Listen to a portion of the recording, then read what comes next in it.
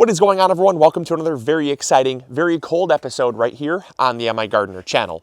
Why am I outside in 12-degree weather? Well, I've got to get some seed starting mix sifted. One of the things that a lot of you have been asking me in recent weeks is, Luke, what's the best seed starting mix that I should be using to start seeds with? And I've said this for a long time, that seed starting mix is pretty much all the same. There's very slight nuances between them all, but there is something that does separate the good seed starting mix from the bad seed starting mix. So the first thing I want to talk about is seed starting mixes in general. What should they have? Well, seed starting mixes should have a soilless base. That means that they're free of any like organic matter like compost.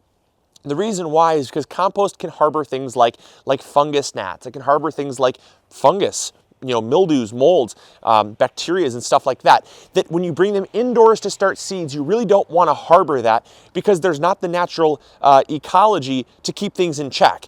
Things like blights, powdery mildews, things like fungus gnats or spider mites, a lot of creepy crawlies. They can be found in organic matter, and they can kind of breed out of control. That's why a lot of seed starting mixes contain one of the following. They either contain peat moss or they contain coconut husk fiber. Now, whether you use one or the other is totally up to you. There's people that say don't use peat moss because it's not sustainably sourced, and sure, it does take a long time to regenerate, but there are companies that have come up with more sustainably sourced options. There's also companies that have come up with kind of fake peat, which is basically like, it's what peat would be if it broke down, but it's just a different type of plant material that can regenerate much faster. So it's not really real true sphagnum peat moss, but it has a similar texture. There's lots of companies doing that. There's also companies that do coconut husk fiber or coconut coir, and that's another great option. However, there's also people that say don't use coconut husk fiber because it supports a monoculture and supports child labor and monkeys that pick coconuts. There's so many different dramas in the gardening industry. It does keep things interesting though.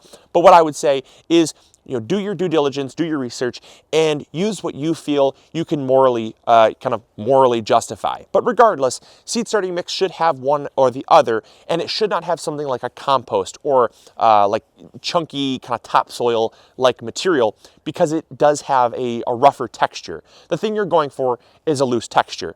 And the reason why is because a looser texture is going to hold on to more air, more water, and it's going to have a finer, a finer texture to allow for more surface area for the roots to grow into.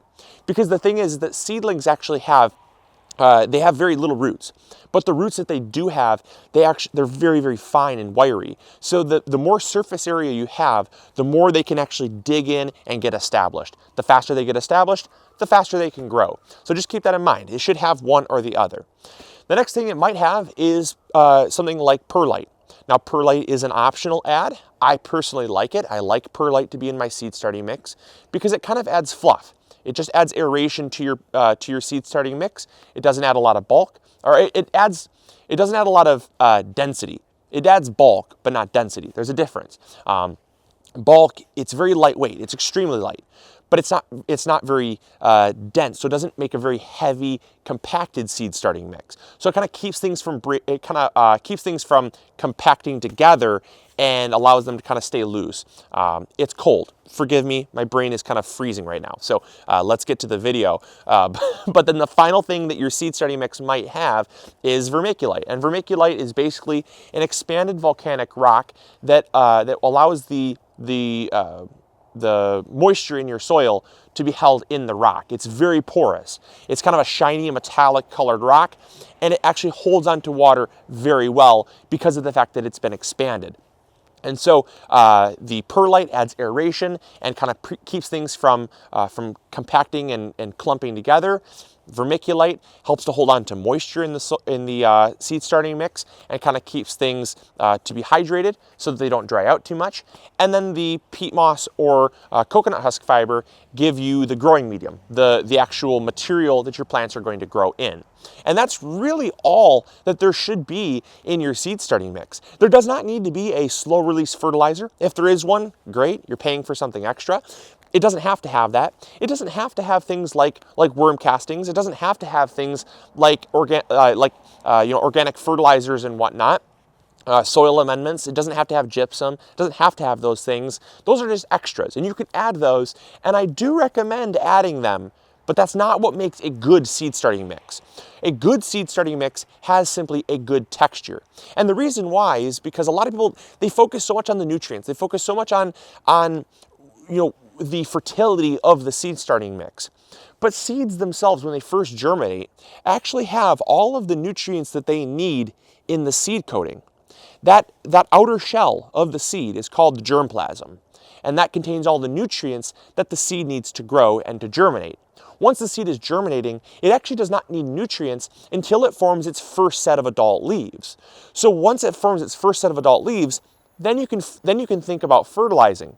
But up until that point, it's far from the plant's concern as to where its nutrients are coming from, because it's really not even old enough and mature enough to seek out those ingredients. So I know we're losing light. So what I'm going to do is I've got to sift my seed starting mix. This is something that I recommend everybody do, because if you don't do it, you're going to end up with chunks, even in your advertised seed starting mix. This is Moisture Supreme container mix. Okay. They sell this as a seed starting mix. They sell this as a container mix, potting mix. They're all kind of the same like texture. But you're going to find when we sift it through our 1/8 inch mesh here, very, very fine mesh, you're going to see just how much we catch. And all the extra would be stuff that we don't want in our seed starting mix. 1/4 inch, 1/8 inch mesh is typically what I'll go with to sift out my seed starting mix, because the finer the texture, the more surface area you have, the better the mix is going to be. That is truly what separates a good mix from a bad mix. Plain and simple. You can focus on nutrients later, like I said. You can add, a very fine perlite or a very fine vermiculite later. You can add those things to make your mix a little bit better. But it has no difference to me what you actually use. And in fact, the greenhouse that I worked at commercially for 3 years, we actually did not add any nutrients whatsoever to the seed starting mix, because by the time the plants were up and growing, we were already worried about transplanting them into a larger pot. And so when that time came, that's when we added our slow release fertilizer to the actual growing medium. We didn't do it when they were seedlings, because that would just be a waste of money and a waste of time, and they didn't really need it because the plants had the nutrients within the seed coating itself. All right, and we're just gonna take our seed starting mix here and we're gonna pour it into our trommel.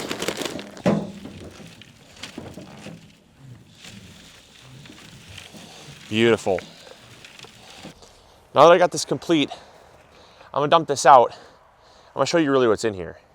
All right, we're losing light fast. Plus I gotta take my gloves off to show you the texture of this, but this is the sifted mix. This right here is the money. This right here is so soft. It is so fluffy.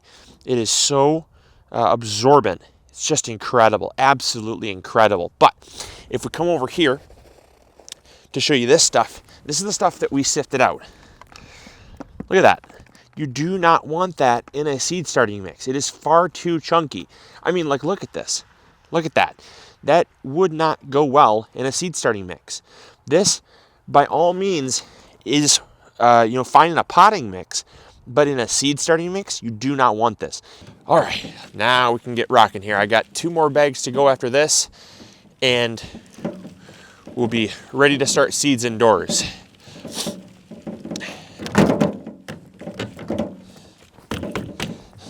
It's so bad. It's bad when it's cold, because even this seed starting mix has a little bit of moisture, and it tends to freeze up and clump a little bit.